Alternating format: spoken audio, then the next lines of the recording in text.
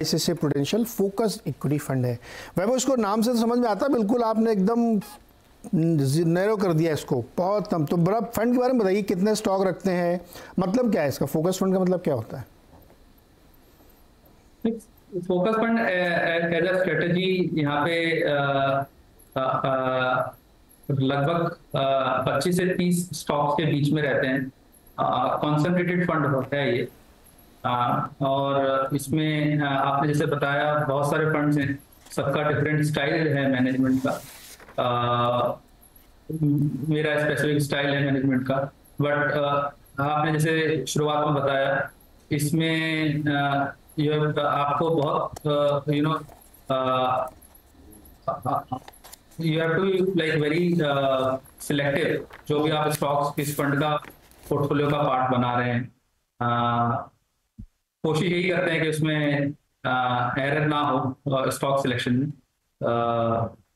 और सबसे बड़ा चैलेंज यही है कि इतने बड़े यूनिवर्स में केवल 25 से 30 स्टॉक्स ही हैं जो कि इसमें आप ऐड कर सकते हैं।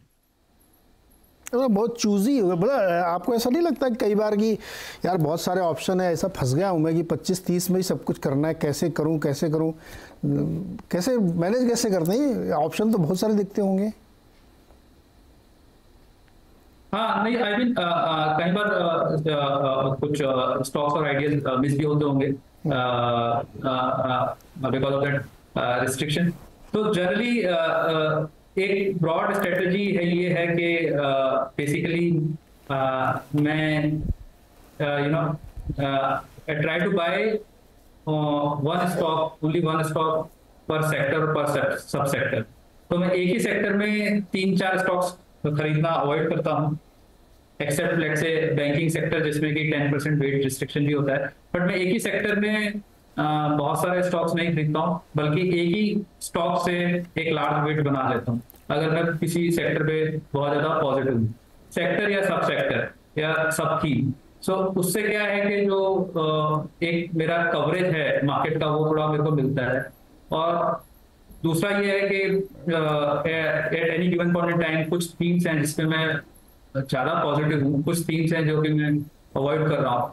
तो उस थीम का जीरो रिप्रेजेंटेशन होगा, और जिस थीम पे ज्यादा पॉजिटिव हूँ मेरी उस थीम का रिप्रेजेंटेशन थोड़ा बेटर होगा। तो कुछ पार्ट ऑफ द मार्केट जो है वो इसमें होगा ही नहीं बेसिकली, तो उसका एक्टिव शेयर काफी ज्यादा होगा फंड। इसमें आपने ज्यादातर लार्ज और मिड कैप रखे, स्मॉल कैप की तरफ आप गए नहीं।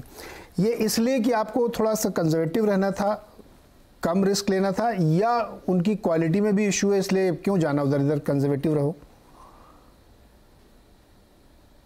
लार्जली एक आप एक साइकिल देखेंगे, valuation cycle, economic expansion cycle. We are somewhere, हम लोग middle to late stage of economic expansion cycle में। इस स्टेज में if I build a very large portion in small cap, then उसको बिल्ड करना और फिर उसके रिटर्न्स को एंजॉय करना फंड में और फिर सक्सेसफुली एग्जिट करना, at this stage it would be tricky. अगर मैं 2020 में होता तो यकीनन स्मॉल कैप में कुछ ना कुछ वेट रखा होता मैंने, मे बी काफी अच्छा वेट रखा होता स्मॉल कैप में। बट अभी हम 2020 में नहीं है, 2024 में है। तो अब मुझे एक चीज़ बताइए, चूंकि इसमें कोई क्राइटेरिया नहीं है, आप किसी भी तरह चुन सकते हैं, तो दर्शकों को समझ के बताइए, जैसे आप किसी शादी में गए, वहाँ बुफे लगा हुआ है, तो आप केवल सलाद से अपना पेट भर सकते हैं, या आप चाइनीज़ से अपना पेट भर सकते हैं, या केवल जूस पी के अपना पेट भर सकते हैं। ये इस बात से तय होता है कि आप अपनी सेहत का ख्याल कैसे रखते हैं, कैसे आप पार्टी को एंजॉय करना चाहते हैं। तो जब वैभव दुसाद स्टॉक चूज़ करने जाते हैं तो वो क्या चीज़ ध्यान रखते हैं? क्योंकि आपके पास 25-30 में ही आपको करना है, उतनी मतलब आपकी जो इनटेक कैपेसिटी वो आपने रिस्ट्रिक्ट कर ली है, ऑप्शंस सैकड़ों की तादाद में है।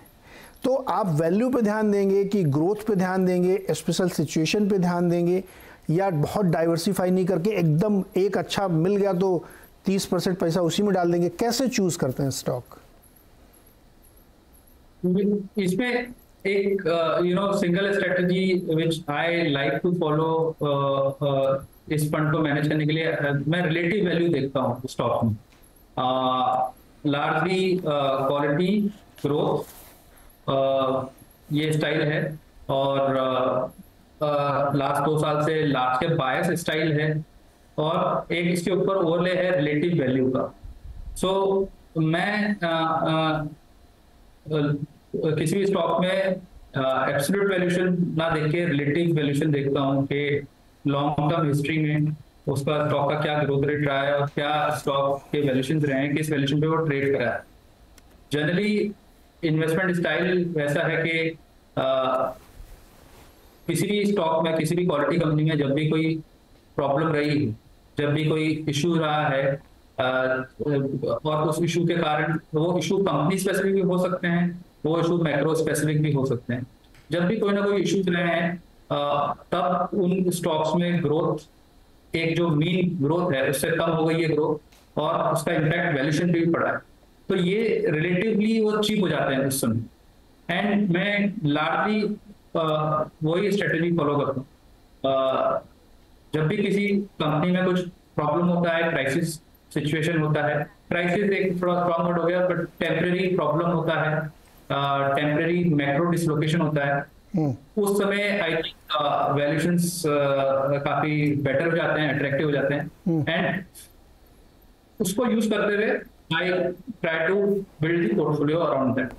चलिए आप एक छोटा सा ब्रेक लेते हैं, और जब ब्रेक से वापस आएंगे तो हम बातचीत करेंगे कुछ सेक्टर्स की, कि किस पे ये फंड ओवरवेट है और किस पे अंडरवेट है और क्यों।